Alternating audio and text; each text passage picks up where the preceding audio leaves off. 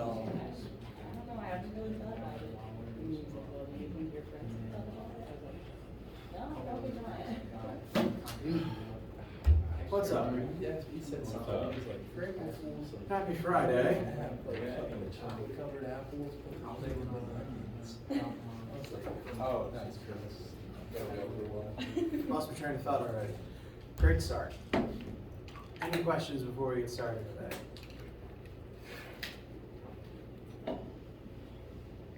I have one on the homework. I can't remember which question it was, but if you can like flip through, I can try to tell you. Yeah.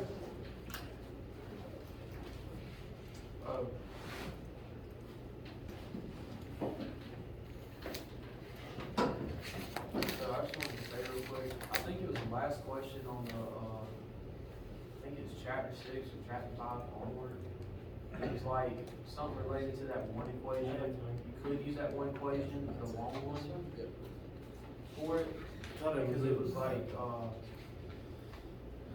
yeah, I think that's what it was. Because it had like Y1 and Y2, I think. Oh boy. I was supposed to be not in there, so thank you for telling me. So, chapter 5, chapter 6, onward, I'm pretty sure. Which one am I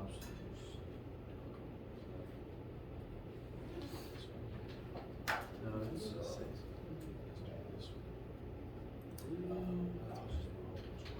wait, I have that same answer, but I don't know about like a decimal. maybe.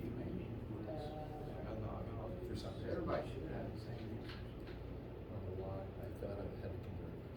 Go to the one, what is it? Mike did.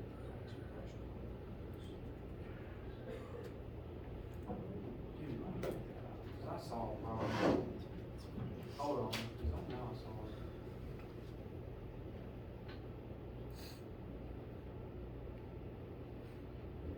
Or even I'm looking at doesn't have a I requirement. don't know, I saw something, it had like a diagram Bless you. somewhere. Sorry, you guys actually on the screen. So question 1. Yeah, it was question 8. Oh, okay. It's the child playing in a swimming pool. Mm-hmm. Playing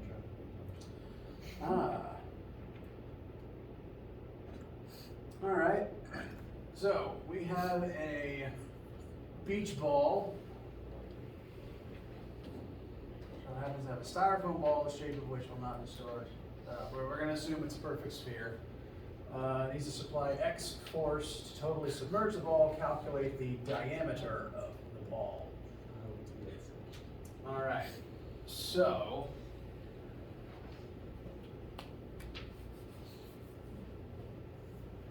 Where's the? I obscured my markers with my laptop.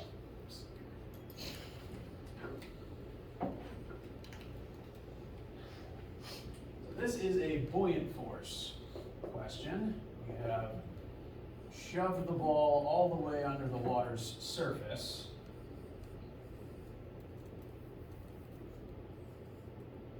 The ball's diameter, half of which is its radius, goes on to affect its volume. So the chain of events is we need to use what we know about buoyant force to figure out the ball's volume and then figure out what its diameter would need to be to create a sphere of that volume. So buoyant force formula, solve for V. And then, actually I forgot the formula for the volume of a sphere.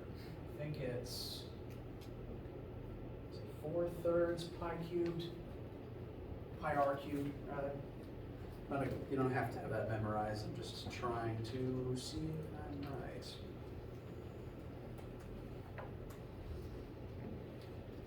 Yep, 4/3 pi r cubed.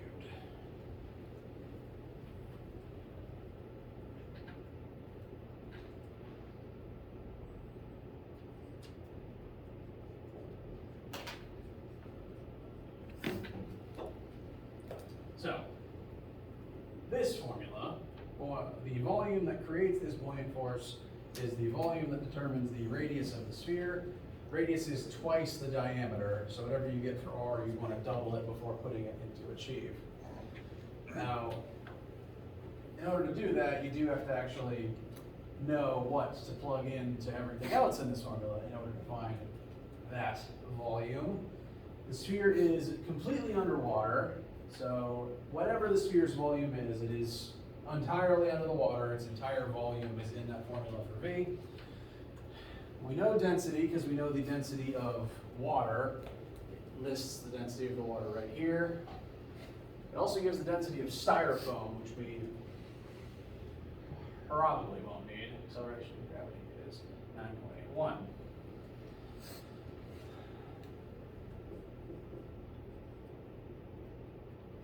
So what do you mean it doesn't want the answer in?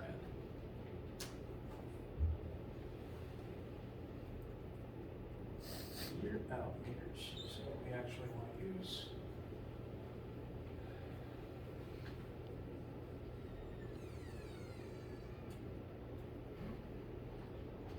Quick question, what is it actually asking for? Question. Diameter? the final answer it wants is diameter of the ball. And how that relates to buoyant force is the diameter and radius determine the volume of the sphere, and that volume affects the buoyant force. So the ball's completely underwater. There's buoyant force from the water pushing up on it. If we can figure out how much buoyant force that is, we can figure out what the volume of the sphere must be such that the force created is the force advertised here, and we can reverse engineer its diameter from there. So it's kind of like reversing steps? Correct. Rather than being told, this is the size of the sphere, how hard would it be to hold underwater? We know how hard it is to hold underwater. We have to figure out how big it is such that that is the case. Now, this sadly is not as simple a case as taking this force and plugging it into buoyant force, because this is the force that the child has to exert down on the ball.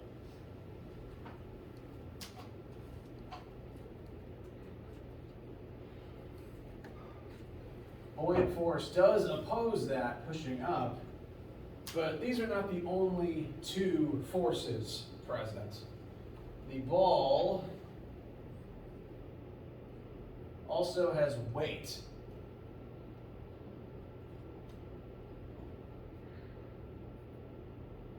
So there's actually three forces here. Ball's weight, the buoyant force up, and the force that the child is exerting downwards. Well, wouldn't you consider the force of gravity of the kid? Well, no, because the force of gravity acting on the kid is acting on the kid. Unless the child was sitting on the ball, then probably not. Okay.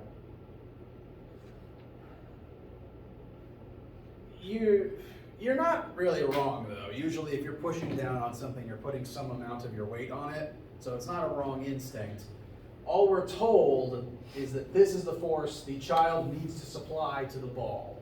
So the problem has informed us, however the kid's doing it, this is the force that the kid exerts on the ball, whether it's their weight or just their arms.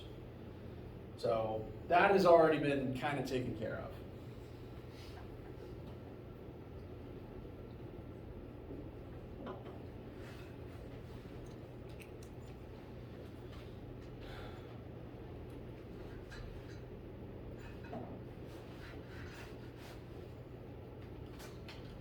That's why it gives the density. Okay. I think the trickiest part of this one is factoring in the weight of the ball.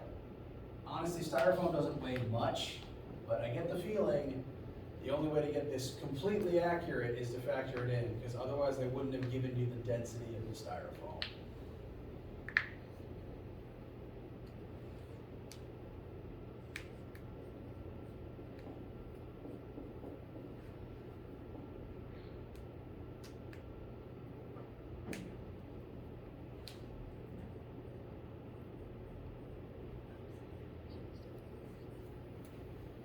that 541 supposed to be the 581? Oh, it's an 8, I forgot. No, you're good. Thank you for telling me. I misremembered. So this is net force analysis on the ball. We've got the kid pulling, actually that point's down, I should make that negative. Gravity also pulls down, and the buoyant force is the only one that pushes up. So right now I plugged in most of the things that we know for certain about this situation. The last trick though is how do we find the weight of this massive styrofoam? And we weren't told the ball's mass, we weren't told its weight, we were told its density.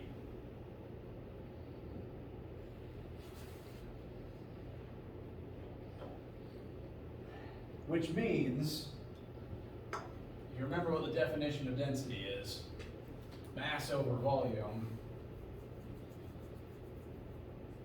The best way to factor in the weight of the styrofoam, rearranging this, mass equals volume times density, volume times density, bless you, times G.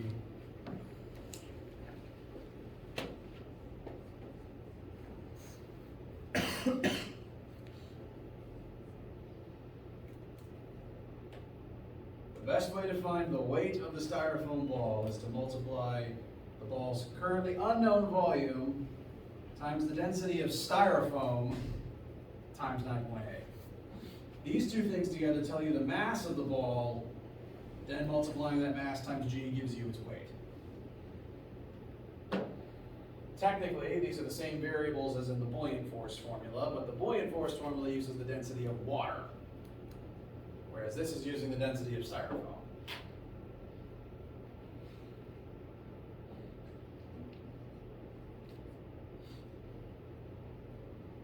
Still unknown volume. Density of styrofoam is 0.095 grams per centimeter, grams per centimeter cubed.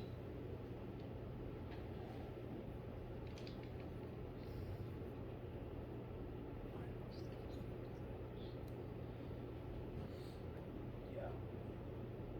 95 times 9.8.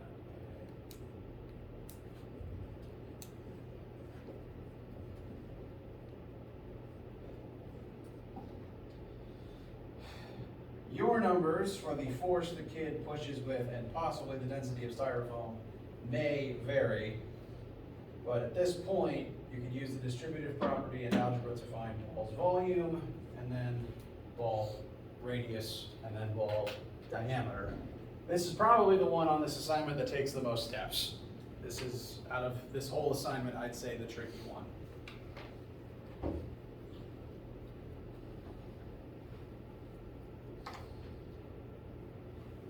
So I'm glad you asked.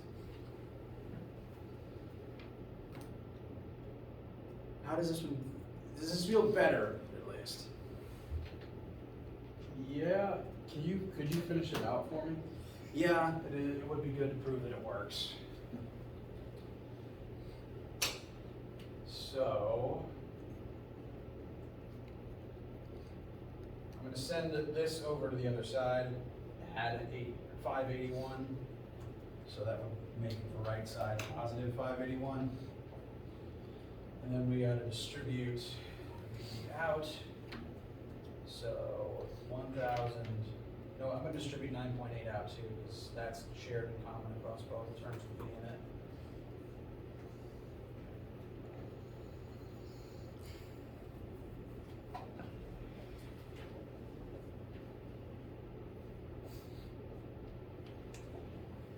So combine the two pieces that have volume in them. I'm going to divide both sides by 9.8. I'm going to divide both sides by the difference between the densities of the two materials.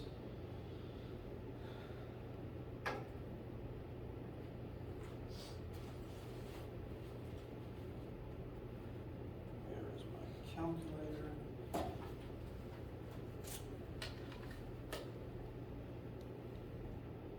$581 divided by 9.81 divided by 1,075.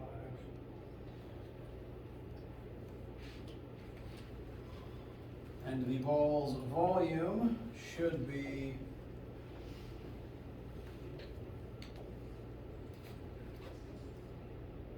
about 0.065 meters cubed, which does actually make sense for a toy. A meter cubed is actually pretty big. So then, plug that into here. 0.065 equals 4/3 times pi times r cubed.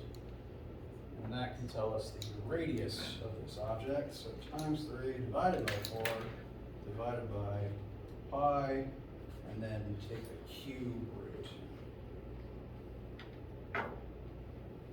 Yep. We're getting results consistent with what she was saying. Radius of the sphere is 0.25 meters, therefore its diameter is 0.5 meters.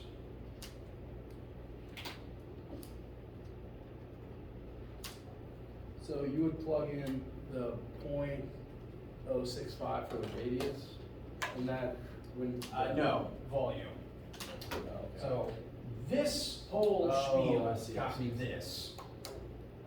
For some reason, I like to color code my lines.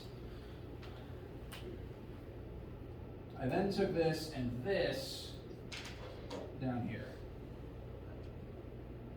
And then you just divide it across. Yes. Or work it out. Okay. Multiply both sides by 3/4, divide both sides by pi, and then take the cube root. Specifically cube root. Do not hit the square root button.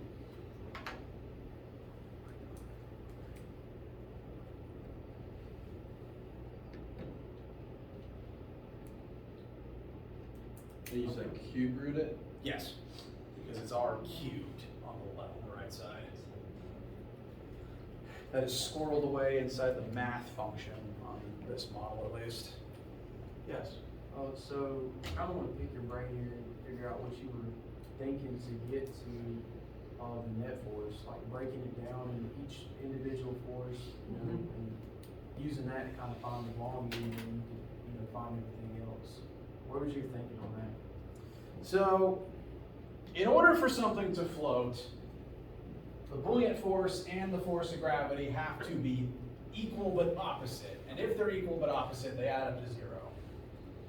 That's what normally happens if something is floating calmly on the surface. But this is not floating on the surface. If it was floating on the surface, like a centimeter of the ball would be in the water, just because of the sheer difference in density of water in the styrofoam. Instead, the kid has to push down on it. So in addition to these two forces that were already there, this third one is also here. So these 3 things have to add up to 0. And admittedly, a styrofoam ball is not going to weigh much, admittedly. However, when I included that in my calculation, when I factored in the weight of the ball, I just perfectly got the answer that Achieve was looking for. If you didn't factor it in, you'd definitely be off by 10% maybe, which might be enough to trip it up. Yeah, but another thing, with the actual density of the weight of the ball, let me read that. Where'd you get 95 from? So this question gave the densities in grams per centimeter, which I converted that to kilograms per meter cubed, which I know from experience, you just multiply by 1,000 to go from this unit to kilograms per meter cubed. And I did kilograms per meter cubed, one, because force requires you use kilograms for mass in the calculation, and 2, I wanted the end volume to come out in meters cubed so that it'd be easier to get the final answer in meters, since that's what Achieve is looking for. So before I used either of these densities, I multiplied them by 1,000 to convert them into kilograms per meter cubed. So that's why 95 and 1,000 are what's written over there. All right. So if I ever come upon a question where it's asking for velocity, or not velocity, volume or buoyant force or whatnot, I can use that. Yes. Now, yes. I'd say this is not a bad starting point if you want to examine the forces acting on something while it is floating. The question is, and it's true that if something's floating, these two things will have to add up to 0 if it's just chilling out on the surface. Weight and buoyant force have to cancel out in order to remain floating. The question is, if you use this as a starting point for those types of questions, is there any outside force besides weight and buoyant force? If there is, this number isn't 0 and you have to factor it in. But if there's nothing else, this is 0 and it's just down to the other two. So it kind of depends on if you have other forces working with it to find it, Correct. to factor in. Honestly, like this is kind of the example that I was giving for when buoyant force and gravity don't cancel out. You push something under the water, buoyant force is stronger than gravity, and it rockets up to the surface if left by itself. I'd say hypothetically you could get a similar scenario if you had something chained under the water, like it would float, but you don't let it. Like we do that with buoys and mines sometimes.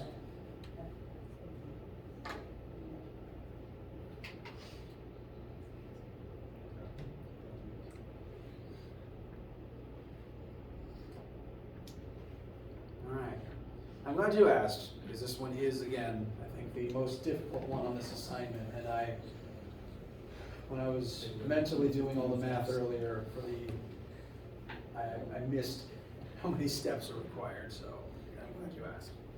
Thank you for doing it. You're welcome. Anything else on your minds right now? Yes. I've worked question 1 8 times and I just cannot get this Yeah. thing right. We We talked worked about on it this in in class, class. but I tried it again. I keep trying, but I just cannot get it. Me too. Huh, okay. Well, maybe I should work it through in front of you guys to make sure it's actually working correctly. Sometimes the computer is just wrong. Okay. So, as per last time, I do have to convert inches to meters. And I don't have that one memorized. I don't know what marker they use. This isn't erasing. Okay. Pressure equals force over area. Paper sheets are 6.5 and 8.5 inches by 11 inches. That's going to convert to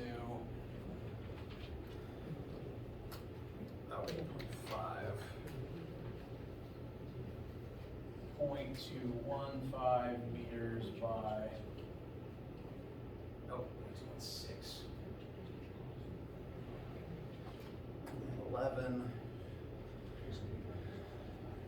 11.279 meters. So the area is going to be very small. You know what? I should be as specific as possible just to make sure the rounding isn't a problem.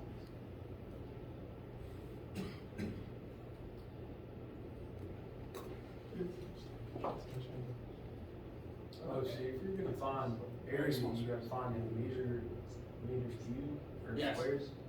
Correct, because it gives you here pressure in pascals, and the definition of 1 Pascal is 1 Newton of force over 1 meter squared of area. For that reason, this area presented in inches squared needs to be turned into meters squared.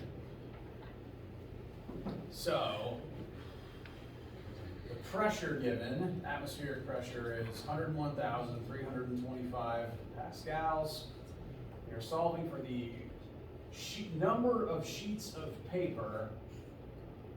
Mass of one paper is 4.1 grams, so 0.041 times 9.81 divided by this teeny tiny surface area.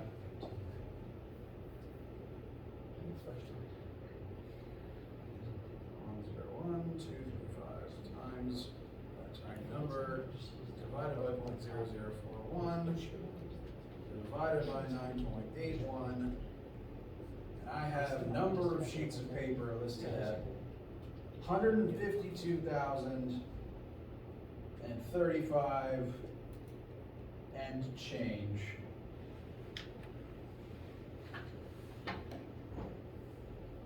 The answer it's expecting is to that scale.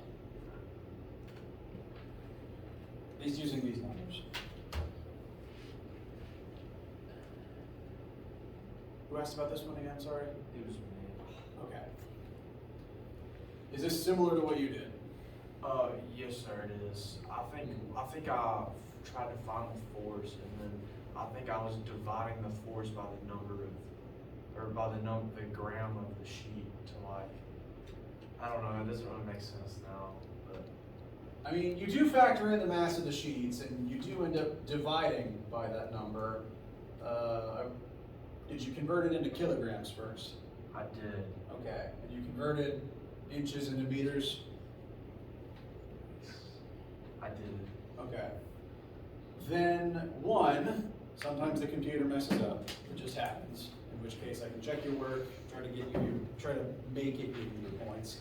2, it's possible that rounding might be a problem with this one, given that there's just a lot of really small numbers going into it. You might want to keep as many digits as possible until this last number.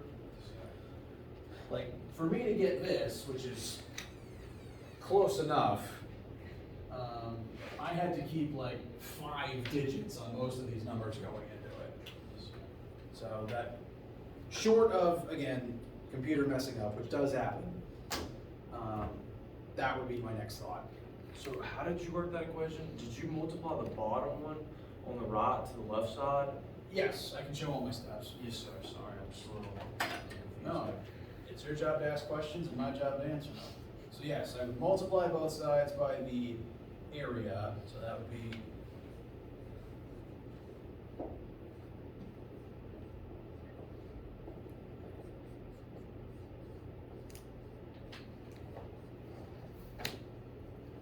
so send this over to the numerator of the other side. We also need to divide both sides by the mass in kilograms and 9.81. So what I punched into my calculator, being mindful of order of operations, is 101,325 times 0.06035. I hit enter at this point just to keep that calculation separated. Then divided by 0.0041 kilograms, hit enter again, then divide that by 9.81. I separated into multiple lines to make sure order of operations is intact. I did that same one, but I only got 161.967. You have a different mass, I assume? I do, but that's like a big change of sheets of paper. 160,000? 161. Well, what was your mass? My mass was 2.7 grams. Like I somehow lost like 100,000 sheets of paper. 160. No, you gained paper. Yeah, because mine was 3 grams, and I had like, You have more sheets because your paper weighs less. 207,600. No, I just had 161 sheets of paper. Oh. I've just done something wrong in my conversion, I think. That's why. Yeah, because I'd expect it to be 161,000. In fact, remind me your last name. I can check your assignment's answers. It's row. Maybe I must this number in. Hey, quick question while you're looking at that. Which number is this? 1.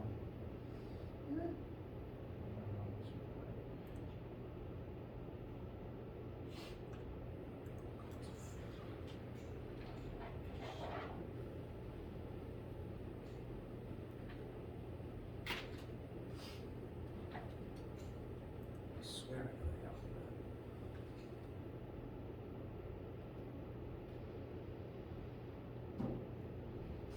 Huh. My answers are all over the place on there because I kept just coming up with I kept getting different answers every time I did it.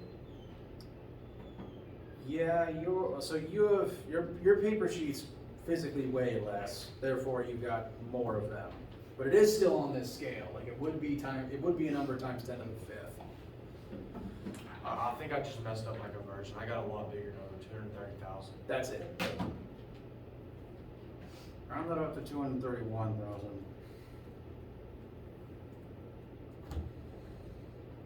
So in that second step, did you pretty much show the exact same thing?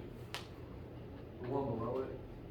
Come again here? Yeah. Did you pretty much do the same thing as the one on top? So here I'm showing the whole thing. I then brought this over, so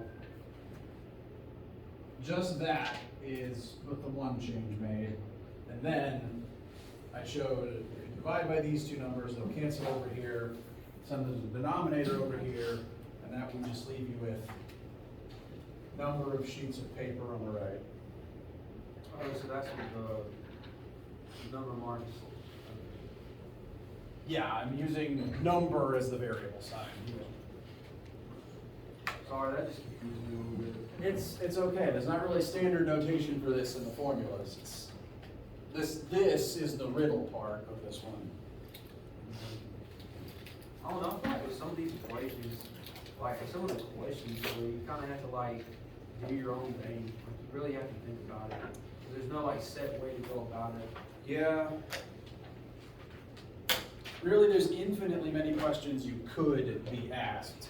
So what I try to teach you are the formulas and how they're all used, and then an amount of the homework is using them as tools to play this odd game.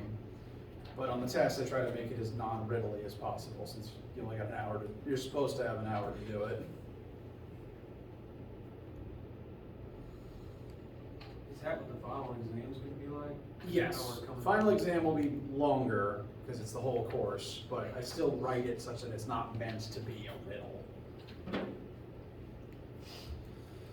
Okay.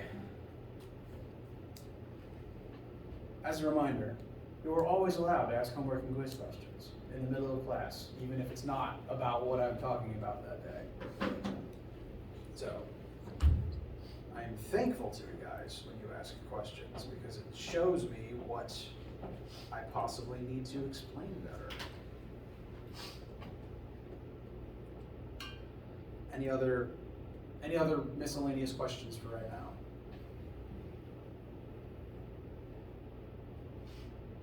Okay. Well, before we break for the weekend, I at least want to give you one more heat formula such that we can start using it next week. Last time we talked about temperature, and measuring temperature is very useful. However, an object's temperature does not indicate its overall thermal energy level. Because the example here says that if you have 1 cup of coffee, and it's at whatever temperature you like it at, that coffee may be at the same temperature as this armada of coffee here. However, there's more coffee in this second picture. Therefore, there is more thermal energy contained within this greater mass of coffee, even though every single cup here is the same temperature. This picture has more energy in it, even though they're at the same temperature, simply because there is more coffee present. There is more mass that needs to be heated to that temperature. So once again, temperature is not itself thermal energy level. It is the average thermal energy level of one particle of that object. If all this coffee is at the same temperature, I could rip randomly one coffee molecule, coffee's not an element, out of this batch and compare what it's doing to one random molecule ripped out of the other batch. And as long as the two batches are at the same temperature, those two particles would have the same thermal energy level and they'd be moving as fast as each other. However, the larger mass of coffee has more energy in it because there's physically more coffee here. A similar analogy would be, it takes less energy to melt 10 grams of ice than it does to melt 10 million kilograms of ice. It's all still ice. It all needs to increase the same temperature, but the glacier takes longer to melt because you need more heat to melt the increased mass. So temperature is the introductory tool to gauging about how much energy something has, and then we have to utilize it in a separate formula to actually measure thermal energy level. That new formula is this one. The specific heat formula. New formula with some new variables in it, and I will walk you through all of them.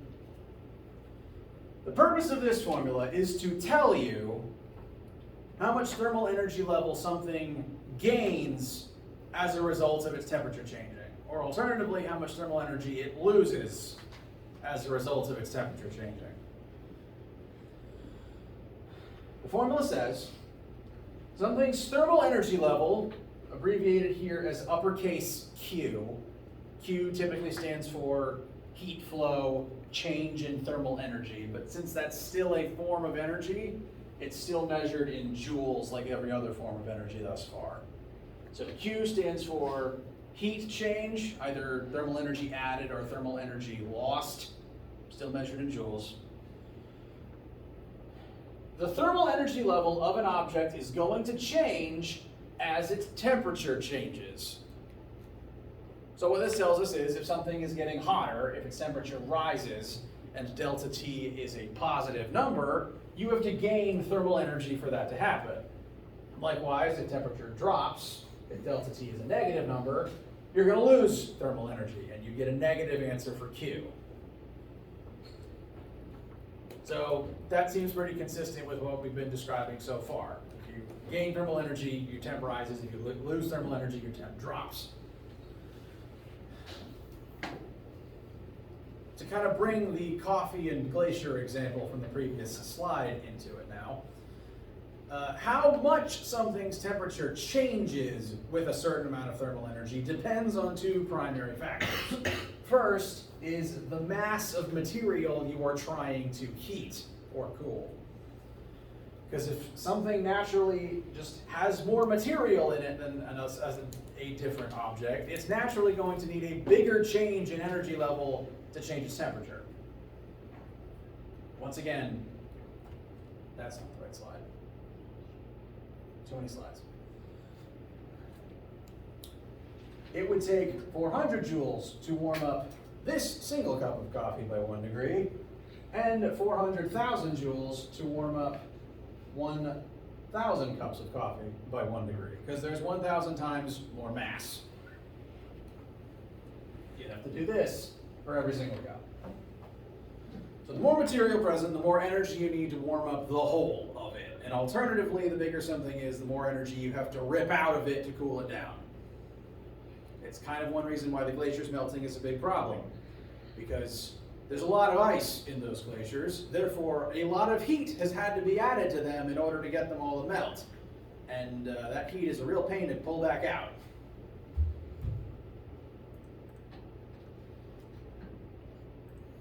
So, an object's mass determines how much its temperature is going to change based on the energy you add to it. The other factor that affects how much its temperature changes with energy is what it is made of. This new variable, some people write it lowercase c, some people write it uppercase c, is a new variable referred to as specific heat. And this is it's a new concept. Its purpose in this formula is to tell you how sensitive a given material is to having its temperature changed. Because different materials will change temperature at different rates. Different materials have different propensities for absorbing and dispensing heat from themselves. And you've noticed this subconsciously, if not actively. Because when you go, say, to beach day or pool day or lake day, and insert body of water here, you may have noticed that when you hop out of a vehicle and you set your bare feet onto concrete, bad things happen if it's the middle of summer. The concrete's really hot. So you jump off of the concrete and onto the grass, which doesn't feel nearly as scalding. The thing is, though, that concrete and that grass are receiving the same amount of thermal energy from the sun. They're all getting irradiated at the same rate, and they're all touching the same temperature air, and yet the grass feels colder. Likewise, if you then go jump into your body of water of choice, that feels even colder than the grass, even though all that water is still getting irradiated with the same intensity of sunlight. They're all heating up. They're all gaining roughly the same amount of thermal energy every second, but they all change temperature at different rates based on their mass and what they are made of. Materials like metal and stone have very low specific heats. This table here shows you the specific heat constant for different materials. And the lower the number is, the easier it is to change that material's temperature. Colloquially meaning, lower number on this chart means it heats up faster. The lowest number on this table is gold, which heats up so quick you can melt it in your palm. We've also got mercury, which you should never touch. Lead, which you should also never touch. Silver and tin. Other metals like cadmium, don't touch cadmium. Copper. All those metals heat up very fast. If you blast it with heat, the temperature rises very quickly. And they cool off just as quick if you dump them in water. On the other hand, the big specific heat numbers on this table, the biggest one being liquid water, heats up like 20 times slower. And this is a good thing, because if water heated up nearly as fast as metal, we'd all be boiled alive a long time ago, as the oceans literally boiled in the summer sun. This is one of the unique properties of water that makes life habitable on this planet. So, something's with temperature changes based on how much heat you add to it, its mass, and what it is made of. Every different material has a different specific heat constant, and because there's, infinitely many specific heat constants as there is materials in the universe, you don't have to memorize any of them. This is kind of like a coefficient of friction situation. You'll have a table of them, or you'll be given all the information you need to calculate it using this formula for a given scenario. And next week, we'll talk about how people have used this in different ways over the years and how we will use it in future examples. Questions? All right. Work on your homework over the weekend. Come to lab today. If you haven't come to lab this week, have a great weekend. Yes. Can we start on chapter 7? I think this is enough to kind of get started with at least. Yes, because I'd say the easiest things in the chapter 7 homework are temperature change calculation and this formula. I would say look at it and begin. Yes. What about your quiz? I always recommend doing the quiz after you're satisfied with the homework. All right. Just because it's more of a pain to fix